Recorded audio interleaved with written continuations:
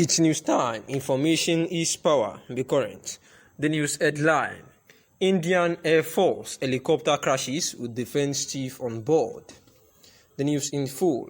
New Delhi, CNN, an Indian Air Force helicopter crashed Wednesday in the southern state of Tamil Nadu with Chief of Defense Staff General Bipin Rawat on board. According to the Indian Air Force IAF, the cause of the crash and details of the other passengers are yet known. The IAF said an inquiry has been ordered to ascertain the cause of the accident, and 3 people have been rescued so far and moved to a hospital, according to a public broadcaster, Doashan. Therefore, it is still yet unraveled how this Indian Air Force, the helicopter, how it actually crashed, and trying to ascertain the main reason behind this accident. And this is as well in line with the 17 students that were killed of recent by a truck driver along the Ujodubega to the Ogba Road, where the students were said to have been trying to cross the road before the truck, being pursued by the last man, was actually, one way or the other, killed a number of students, which some have been rumoring to be about 17 students. Attempted to set other truck ablaze by the massive reinforcement of the police from Rapid Response Squad, Area G Command, Iju and Ojodu divisions saved the situation. A student named Damian Uguagbara said that the casualty may have risen as many people were badly injured at the occurrence of such event. It was a Black Tuesday, as yesterday it was a Black Tuesday when the announcement was going here and there on social media, showing the corpse of the students in blood that the truck had actually crushed while trying to escape from the road safety. May God continue to protect us this December. Also, Muyiwa Adekeye disclosed this in a statement titled KDSG begins transition to 4-day working week from 1st December 2021. According to the statement, which read in part, the measure also reflects lessons learned from managing the COVID-19 pandemic, which required significant relaxations of old working traditions and the ascendance of virtual and remote working arrangements.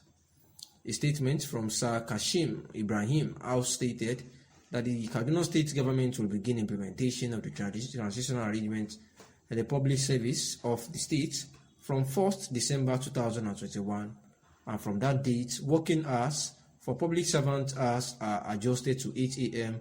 to 5 p.m. Monday to Friday. However, all public servants other than those schools and healthcare facilities will work from home on Friday. This interim working arrangement will subsist until the government is ready to move to the next stage of the transition, which will culminate in the 4-day week across all the MDAs in the state.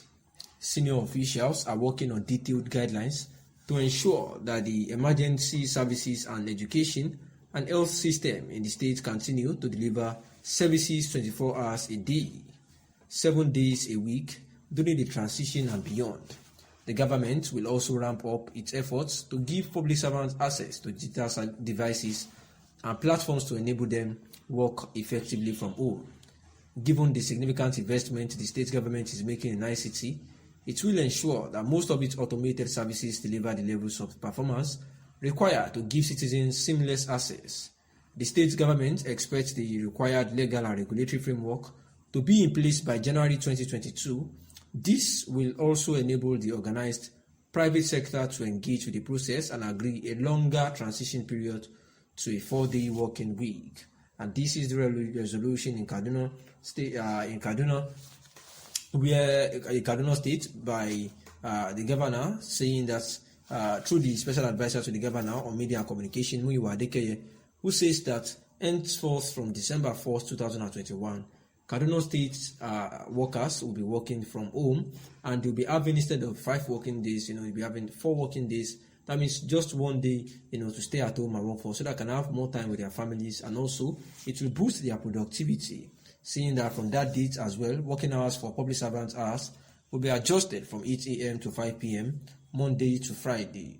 However, all public servants other than those in schools, will work from home, and this interim working arrangement will subsist until the government is ready to move to the next stage of transition, which will actually, culminate in the 4-day week across all the MDAs in the state. The country experienced in the 1990s. Tundu disclosed all this during an interview with the Arise TV on Monday while responding to questions on how the pro-Biafra agitator had been subjected to solitary confinement as reviewed by lawyers last week. Tundu, a United Kingdom trained lawyer, said, "I have first-hand experience of this, and I can say like this for Nnamdi Kanu is I hope he doesn't go through this for 4 years as my father did. 4 long years. That is Abiola reality. And the next thing is that this report came out and would make the federal government look bad. The next thing is that they could stop people from seeing him at all. He would just be there all by himself, no access even to a doctor, to a lawyer, certainly no family member there as he goes through all this. I saw Nnamdi Kanu during his court appearance as he was trying to put up a brave face on things, men and their pride. He doesn't want to show it. He doesn't want to weaken people who really believe in him and support him. He was trying to look normal, but what he is going through is the exact opposite of normal. And it is just very sad. Here we are in 2021. After my dad died for democracy, we are still having this conversation in 2021 of somebody being treated appallingly like a kind of serious killer. Under what circumstances should somebody be treated like this? And this is Tundu trying to react as she was asked, in an interview about, the agitators, that is, those that are agitating for a breakup away from Nigeria. And we must not forget that Tundu Abiola happens to be the daughter of the late politician and business mogul, late Chief MK Abiola, who we also know suffered, at the hands of the military regime for about 4 years before, he died.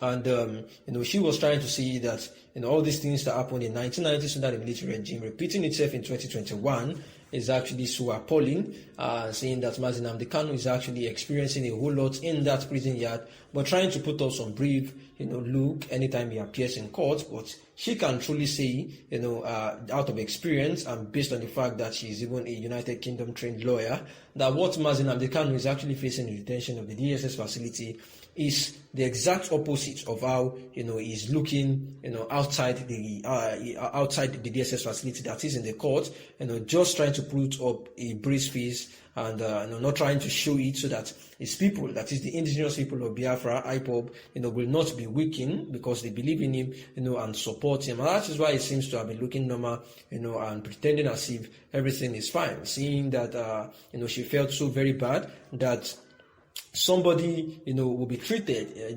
like a kind of serious killer under these kind of circumstances, especially in 2021 when we are not even under a military regime yet again.